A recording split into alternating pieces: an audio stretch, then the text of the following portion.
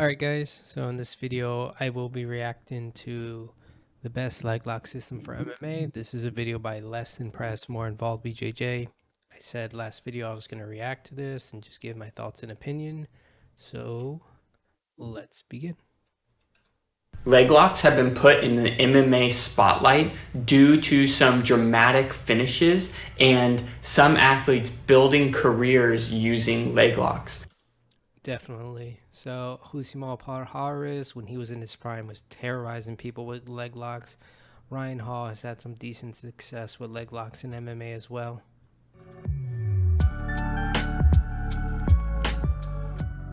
However, they've also resulted in some devastating knockouts.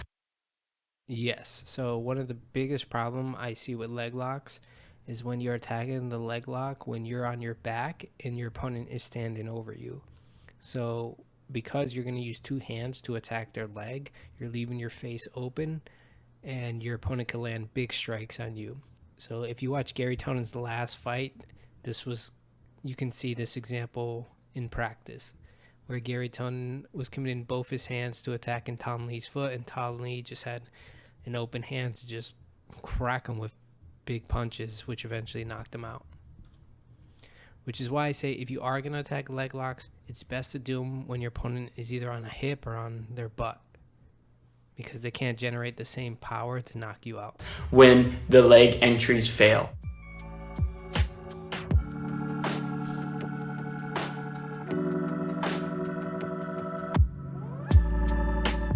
This was a weird fight. I remember this fight. Husimar was like claiming that Marquardt was greasing. So the goal of this video is to discuss the best way to incorporate leg locks into your MMA game. First, we're going to talk about if they even work in MMA. They do work in MMA, but it's contingent on how good is the person doing the leg locks, how good or bad is your opponent's defense to the leg locks. And I mean, those are the main things that you have to look for to say whether or not they work in MMA. They definitely do work. We've seen plenty of leg locks in MMA, but it does depend on the practitioner. If they're even worth studying. Then we're going to talk about some general ways leg locks will improve your game. And then 3, we're going to talk about what I believe is the best entry to use for MMA purposes. The best leg lock entry for MMA. I'm going to say picking up a single leg and fall into Ashigarami. Or if your opponent is on his back, just isolating a leg from standing and falling back into the leg lock too. Alright, I'm going to skip this part, but make sure you subscribe and check out his Patreon as well. Work in MMA. And honestly, at this point, I think it's pretty hard to argue that they don't work. We've seen people like Ryan Hall build their entire strategy behind heel hooks, and they're constantly trying to Ryan Hall is always spamming that Imanari roll in MMA. Spin into the legs to... Ooh, this fight did not go good for Ryan Hall. If you're a Ryan Hall fan, I'm sure you don't want to watch this again. Entangle their opponent. And there are dangers that are associated with these. See, this is the problem. There's no control of the posture. And I think this guy's name is Ilya Taporia. He just has all this space to land big shots. Entries, but a lot of times the athletes who base their game on leg locks tend to have different pathways that ensure that if the leg entry fails, they end up on top of that scramble. And correct. So one of the good things with leg locks is if you don't get the leg lock because maybe the person is scooting out, maybe they're still on a hip, but they cleared the knee line, you can still get up and get top position. And that transitions us nicely into what I believe is one of the benefits of leg locks in MMA is that it allows you to win scramble. Right, like see how he's on a hip right there? It's easy for Marcin Held to get to the top position here. Now, like I said, a lot of the people that are using leg locks as a primary strategy tend to end up on top of the scramble when that leg lock fails. And when we're talking about winning scrambles, what it comes down to is who gets their head and hips higher than the other person. Correct. So if you could get your head and hips higher, you're going to win the scramble to top position, another good thing to do is to control the person's bottom leg so you can cup their ankle or their heel and they won't be able to technical stand up. So if we're looking at this situation here, when you're following up on a failed leg lock, the most important thing is that you're focusing on getting your head and your hips higher than your opponent's. See, like this is what I mean. The guy cleared the knee line, so at this point he's safe from the leg lock. Now it gives Marcin Held a good opportunity to stand up and get top position because he's still like on his hip as he cleared the knee line.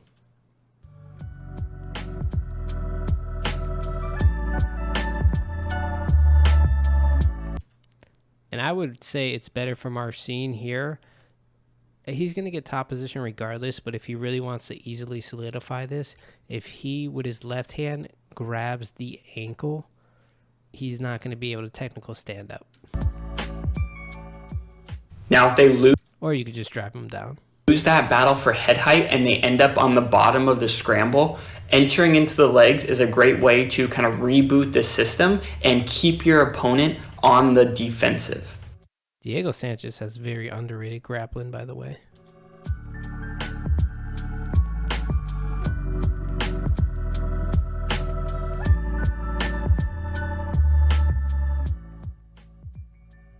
Also, there's going to be scramble situations that ensue after takedown.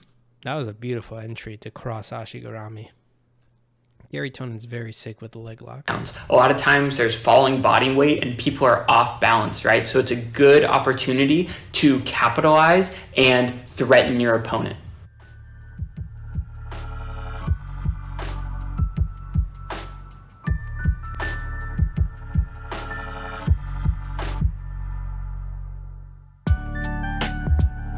Another beautiful entry. So another way to get the leg lock through that kind of entry where you're kind of like doing a shoulder roll is anytime they have one knee or one leg in between your legs, you can do that shoulder roll entry. You can also do that from standing too. Like if they have a body lock on you and one leg is in between your legs, you can roll under and get a leg lock position.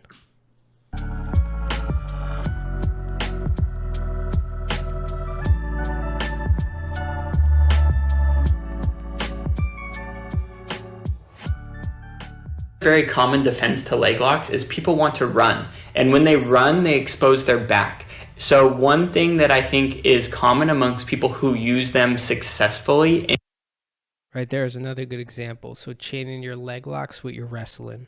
So that is a common defense. People will kick away and pull out and do like a running man escape. And having the ability to follow your opponent up and be willing to wrestle is going to make your leg locking game so much more dangerous. So don't be that leg locker that just lets people pull out and doesn't work on their wrestling. Make sure you constantly working on your wrestling because wrestling is how you're probably going to end up having to finish sweep attempts and leg lock attempts. in MMA is that they're not closed-minded to the fact that they don't work sometimes. And sometimes it's better to end up on top of the scramble, to take your... Yeah, I agree. In MMA, it's always better to be on top than on bottom. It takes less energy to play top. You can land more strikes. You can land fight-ending strikes on top. It's just better. Opponent's back, rather than trying to hold on to a leg lock that has a small chance of success. Another way leg locks can benefit your MMA game is survival. If you get rocked, you can throw up a submission and threaten your opponent's legs to put them on the defensive and allow yourself to recover. I agree. I mean, really any submission will put your opponent on the defense and can allow you to get back to your feet, which is why, like, if you are trying to get back up to your feet, attacking the leg lock would be really well, because you're going to see here he's going to pull and kick out, and then that gives him enough space to stand back up. So leg locks could also be beneficial for strikers if they want to get back to their feet. But it is risky. There's probably better ways for strikers to get back up to their feet, just using wrestling skills. But it is an option. So you see he kicks away. Now he's going to create a good amount of distance to where Marcin Held can just stand up. And well, he kind of welcomed it too. I'm sure he wants to be on his feet anyways. They're also just a great way to counter, right? If your opponent is attacking your leg, a lot of times in the heat of the battle, they forget about their own, and it leaves a very easy counter leg lock attempt. I mean, he left his leg wide open. Yeah, that's another thing. If you're going to attack leg locks, understand that he can also attack your legs. And it's also embarrassing for you to initiate the leg locks and then you end up getting submitted yourself. So make sure you're proficient in what you're doing, not just in offense, but also in defense, because your opponent can counterattack you as well. You can also use leg locks to counter other submissions like omoplatas, so you go from being on the defensive to finishing the fight. That was a beautiful entrance into the leg lock position, Ashigarami. But yeah, that's another option. Pulling out of submissions, you can do it. You can do it from close guard. When you open the legs from close guard, you can fall back into a leg lock as well. So that's the thing about leg locks. You can attack them from top. You can attack them from bottom. There's so many entries. And really, you can be as creative as you want to get the entries. The finishes are pretty much all universal in terms of what you need to do to finish. But the entries, you could be very creative with how you get there. So far, everything we've discussed has kind of assumed that you have a background knowledge of leg locks. If you're hitting leg locks in transition, if you're shooting a leg entry when you're dazed, it's because it's an instinctual response. And honestly, if that's you, you probably shouldn't be watching this video, right? Like, you probably know all of this already. So I think the people It's always a good refresher. that this video is for are people who are primarily maybe strikers, and they do some grappling, obviously, because they do MMA, but they don't have an extensive knowledge of leg locks. So how could you use leg locks in that case? I would not be recommending strikers to use leg locks. Like I said earlier, you can use it as a way to get up to your feet. But for a striker, there's so much to learn in MMA as there is. I wouldn't be focusing on leg locks as a way to get back up to your feet. I would focus on wrestling. I would focus in on using the fence to get back up to your feet. If you watch old school Melvin Gillard, he used to do that a lot. He would get taken down in the middle of the octagon and would literally butt scoop back to the fence and stand back up. Now, people are a little bit better at getting up to their feet, but that's what he used to do back in the day. To improve your game. Now, if this is you, I think the primary way leg locks are going to fit into your game is as Pretty interesting to see Cyril Gahn going for a leg lock. kind of a Hail Mary at the end of a round, right? Like, you'll sit for a heel hook with... And that is a Hail Mary. 14 seconds into the third round, or 14 seconds left in the fight. 20 seconds left in the round, hoping that you finish the fight. Now, it's kind of the same idea as throwing a crazy strike at the end of a round. If it lands, great. If it doesn't land, you put yourself in a situation where you don't have to suffer the consequences for minutes. Because I don't necessarily agree with that. I think the earlier you can attack leg locks, the better, especially in fighting. Because one, as the fight goes on, both athletes are going to start to accumulate with sweat, and it's just going to make it so much more harder to finish leg locks. You know, like that lack of friction can be pretty annoying when you're trying to get leg locks. So I would say the earlier the better. You want to do it when you're dry. That applies to pretty much all grappling. It's easier to finish a takedown when the person's not sweaty than it is when they are sweaty. It's easier to get arm bars and triangles when they're dry versus when they're sweaty. we don't have extensive knowledge of leg locks, and we don't have the ability to end up on top of scrambles, to take our opponents back if the leg entry fails. We can't be going for leg locks with minutes left on the clock, because if they don't work, we put ourselves in a very bad situation. See, I don't necessarily agree with that. I think you can go for leg locks whenever. I don't think you need to wait to the last minute of a fight or a minute of a round to be attacking leg locks. I think it's probably better to attack it early on when you're most energized, Your grip is strong. You're dry. You're just ready to go. I see what he's saying in theory, but I like to me that's kind of like the mindset of like, oh, if this doesn't work, at least I won't get finished or something. I don't know. I don't think that's the right mindset to have in MMA to say like, if I don't get this leg lock, at least the time will run out. You kind of want to have the mindset of, no, I will get this leg lock. And like, I get it. He's going to use this example to highlight it because there's still a lot of time. He didn't get the leg lock and now he got finished. But you can find plenty of examples where people go for a submission attempt and the time runs out. I've seen it with arm bars. I've seen it with triangle chokes. I've seen it with rear naked chokes. It's, that's even worse because you had like the checkmate right there and then the time ran out. So now that we understand how leg locks are going to fit into our game, let's discuss the specifics of how that entry is going to look, and it's going to involve the fence. Like we talked about, a common defense to leg locks or just grappling in general is for your opponent to run away from you, but the fence prevents that. So a lot of times you'll see grapplers like Gary Tonin dragging their partner to the fence to prevent them from running. Right. You could prevent them from running, but you just, like what we just saw in that example, it also helps them get back to their feet because they can use the wall as like a stand so they're not on their hip and they're not on their butt.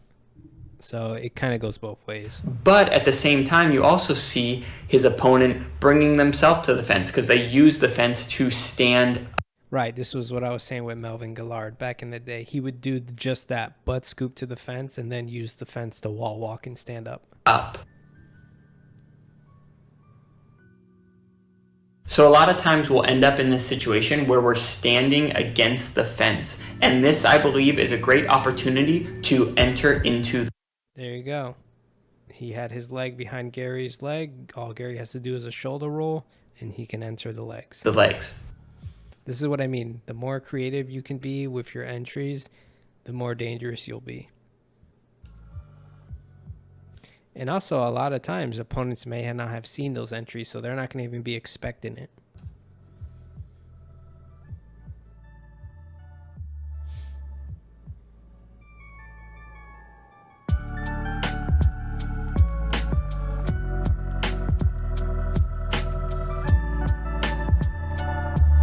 That's another one I like. Getting in on a single leg and falling back to Ashigarami. It's a classic entrance. Works very well. Now, we've talked about finishing the heel hook before, and I'll leave that link in the description below. But just to give a quick little rundown, we tend to use the reap to bring the knee inside the line of the hip and the toe. This allows us to get a good catch on our opponent's heel. But when it comes time to break, we like to use outside ashi because it makes their knee go to the outside of the line between the hip and the toe, which. Yeah, and Danaher, Gordon, they all have good instructionals on this. Being able to finish the heel hook is so important. A lot of people, they just think it's like a rip across the midline. That's really not the case. That's how a lot of people used to do it back in the day. But the problem with that is when you do that, it also allows your opponent to spin as a defense as well. Which is exactly what we need to get break. The issue is this requires practice, right? It requires understanding of the position to use different ashigaramis to achieve different goals. And a lot of times people throw in the reap, which brings the knee to the inside of the line of the hip and the toes, but that allows our opponent to just roll to alleviate the pressure. Right, and you see this a lot in sport jiu-jitsu with both heel hooks and toe holds where guys just keep rolling, and they eventually go out of bounds. But what if we put a wall that didn't allow our opponent to roll? Boom. That's perfect. In MMA, you got the cage. That will stop you from rolling. There's no out of bounds in MMA unless you jump out the cage. Then they wouldn't be able to alleviate the pressure, and we would be able to get the finish. So that is exactly how we're going to use the fence. Now, it's important to understand which direction our opponent is going to spin. If we're making our opponent's knee turn to the right, that is the direction that. Wow, and that's good fight IQ. If you can set up your leg lock based on where the fence is and where he's going to be rolling, that's how you know you're dealing with a real smart fighter. They're going to roll. So if we allow them to roll that way, there's a chance that they can. See, like right there, Ronnie Yaha, he knows that he can only roll in the direction of where the fence is, so that's perfect time to attack the leg lock. Defend. But if instead we force them to roll in the direction of the fence, they're not able to, which then will allow us to get the finish. So how I believe most people should be using leg locks in MMA is with around 20 seconds left in the round, pressed against the fence, you sit for a heel hook and you force them to roll in the direction of the fence. Again, I don't agree with that. Attack a leg lock with 20 seconds left in the round, even if it's against the fence. I You want to optimize your time to work. And one of the things, like you see this in sport jiu-jitsu, like sometimes people will go 2-on-1 on your hands to prevent you from clasping your hands and finishing the leg lock. And a lot of people can keep that grip in sport jiu-jitsu. Now, imagine when you have that giant glove on the person's hand, it's even easier to keep the wrist. So I personally I don't like attacking any submission when there's 20 seconds left. If you have to do it, do it. But ideally, you want to have more time to work just in case there's any kind of resistance.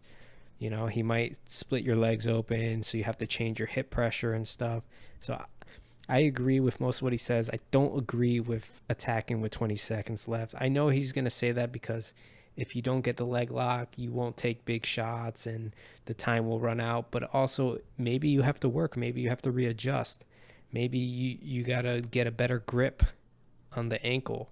And because you said, I'm going to do it with 20 seconds left, you limit your time to readjust and work. Now, if this works, you'll finish the fight right there. If it doesn't work, you don't give your opponent enough time to make you pay for the leg lock attempt. Yeah, again, see, that seems like a scared mindset. Like, if it doesn't work, you won't pay for going for the leg lock. Well, listen, not everything works. You don't always have to pay. You just have to start over, or you have to readjust your grip or your hip positioning or whatever.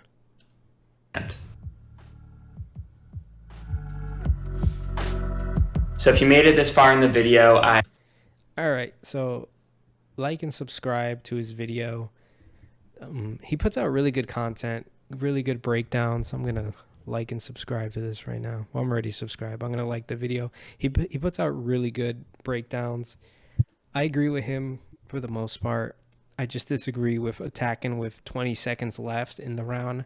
I think ideally you want to attack early, preferably when you're not sweaty. It's just if you're attacking in the last 20 seconds of any round, there's a good chance both you and your opponent have already accumulated a good amount of sweat. It's going to be harder to control the leg. I'm not saying it's impossible, but it's going to be harder. And also, if you need to make adjustments, you're probably going to need more than 20 seconds to make the adjustment and relock the ankle and finish.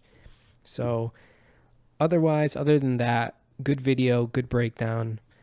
I'll catch you guys next time. Bye.